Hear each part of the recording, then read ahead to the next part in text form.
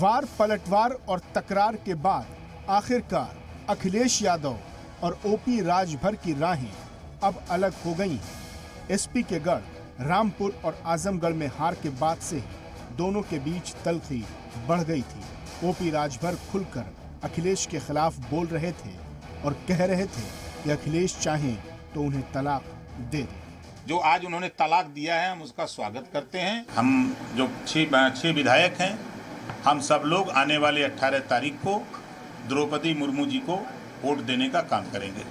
President election में NDA उम्मीदवार द्रौपदी मुर्मू की हिमायत करके राजभर ने साफ कर दिया था कि इत्तेहाद के दिन पूरे हो चुके हैं। आखिरकार आज अखिलेश ने राजभर और शिवपाल यादव को खुला खत लिखकर कह दिया कि आप जहां ज्यादा इज्जत मिले वहां जा सकते हैं।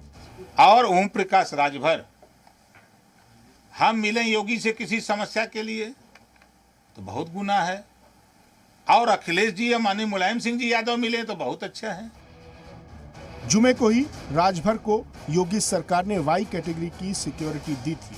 गाजीपुर में बवाल के बाद राजभर ने सिक्योरिटी की मांग की थी। सिक्योरिटी मिलने के बाद राजभर ने योगी को शुक्रिया भी कहा था और अखिलेश से इत्तेहाद पर कहा था कि तलाक के पेपर तैयार हैं। अखिलेश के खत पर बीजेपी ने कहा है कि पहले कांग्रेस, बीएसपी और फिर शिवपाल और राजभर। समाजवादी पार्टी का मूल चरित्र इसी प्रकार का रहा है। जब जब समाजवादी पार्टी ने किसी के साथ हाथ मिलाया है तो ऐसे ही हाथ झटक दिया है।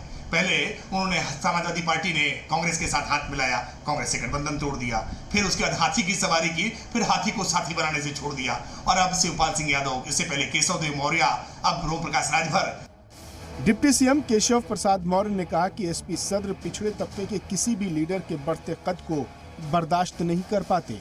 शिवपाल यादव को भी अखिलेश ने आजाद कर दिया है और कहा है कि जहां ज्यादा इज्जत मिले वहां जाएं। अब सवाल ये है कि क्या अखिलेश इत्तेहाद सिर्फ मतलब के लिए करते हैं? दूसरा सवाल ये कि क्या राजभर और शिवपाल भगवा के साथ जाएंगे? क्या राजभर उस कश्ती पर सवार होंगे जिसे वो डूबती कश्ती कहते रहे हैं? ब्यूरो रिपोर्ट, जी मीडिया।